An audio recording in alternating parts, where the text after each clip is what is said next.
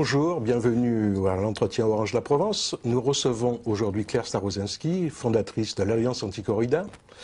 La saison tauromachique vient de commencer, la Feria d'Arles vient de s'achever, la Feria de Nîmes va bientôt commencer. Les aficionados et les anti-corrida ont une nouvelle stupéfiante pendant la Feria d'Arles, le classement de la corrida au patrimoine immatériel de la France.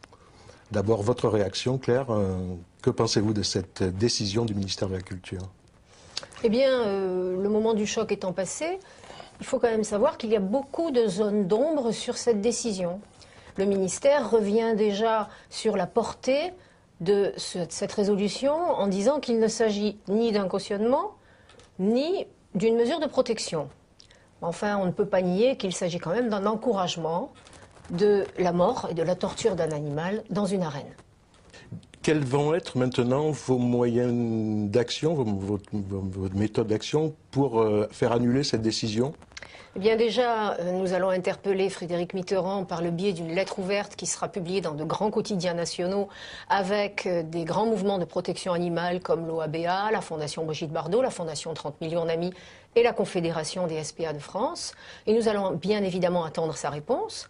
L'Alliance Anti-Corrida, avec les délégations des autres associations, sera présente également au Festival de Cannes, puisque Cannes, c'est un haut lieu du Festival de la Culture. Et c'est là qu'il va falloir être pour montrer notre mécontentement et peut-être également obtenir une réponse de M. Mitterrand. Donc vous ne baissez pas les bras?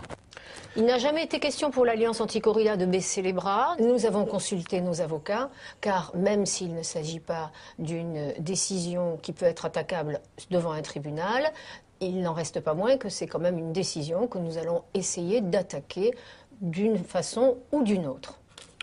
Là, nous sommes en pleine temporade, comme on dit, comme saison des corridas. Est-ce que vous allez mener d'autres actions dans les férias et les arènes du sud de la France? L'Alliance Anti-Corrida n'a pas pour habitude d'aller à la sortie des arènes pour provoquer les aficionades.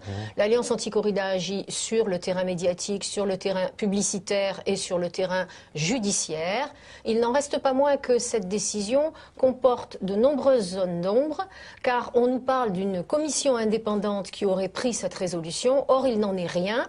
La fameuse commission qui était réunie au ministère n'était composé que de personnalités notoirement connues pour être proches de la filière tauromachique.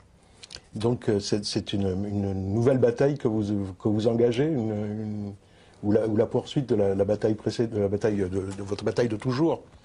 Bien, cette résolution a permis à l'Alliance Anti-Corrida de prendre encore plus d'importance, puisque se sont ralliés à nous des gens qui, jusqu'à présent, ne voyaient pas tellement l'intérêt. Et là, maintenant, c'est un sentiment de honte qui prévaut. On reçoit des millions de mails de gens qui nous disent « Jusqu'à présent, nous n'avons rien fait, mais maintenant, nous voulons nous engager à vos côtés ». Que dites-vous aux professionnels de la corrida quand ils disent c'est une économie qui serait menacée, un patrimoine, une culture qui serait menacée en cas de disparition de la corrida? Mais je dis tout simplement que la tauromachie, c'est comme tout, ça ne demande qu'à être remplacé. On a bien vu la sidérurgie, on est passé à autre chose. Là, actuellement, on est dans le photovoltaïque. La civilisation avance et cette barbarie, cette espèce de survivance archaïque n'a plus droit de cité actuellement en 2011. Mais que fait-on, par exemple, des élevages de taureaux et des taureaux? Ça, c'est comme tout, ça va prendre encore un petit peu de temps, bien sûr, mais tout le monde pourra se recycler, comme ça a toujours été fait dans les sociétés modernes. Et quand on parle de culture qui est attachée à la tauromachie, c'est-à-dire tout ce qu'il y a autour, l'art, la musique, la peinture, la littérature, tout ça, vous faites table rase aussi? Eh bien, pour moi, tout ce qui est autour de la tauromachie, eh bien, ce n'est là que pour masquer la cruelle réalité et le visage douloureux de la corrida, qui ne sera jamais qu'un animal extraordinaire qui rentre plein de vie dans une arène et qui en ressort criblé de fer, une véritable loque sanguinolente. Et tous ces arts, ces flonflons, cette culture, l'habit du torero et toutes les paillettes, ce n'est là que pour camoufler cette cruelle réalité. Est-ce qu'il n'y a pas un hiatus entre vous et les pro-corrida? Les pro-corrida parlent souvent de culture, et vous plus d'humanisme et d'humanité. Est-ce que c'est pas là qu'il y a la contradiction principale? On sait très bien ce qu'est la corrida. La corrida, ce n'est que la mort et la torture d'un animal dans une arène. Donc comment peut-on parler de culture et encore pire, inscrire cette activité qui est réprimée sur 90% du territoire français au patrimoine culturel français? Il y a là un hiatus absolument énorme et une incompréhension fondamentale. Il y a eu une demande aussi d'inscription au patrimoine de l'humanité par l'UNESCO. Est-ce que vous pensez que ça peut aboutir aussi? Alors là, bien sûr, l'UNESCO doit réunir ses États membres. Ils sont au nombre de 22. Et il est bien évident que jamais l'UNESCO, qui est la référence mondiale en matière d'humanité, de culture et d'éducation, ne prendra le risque d'inscrire la torture à son patrimoine mondial.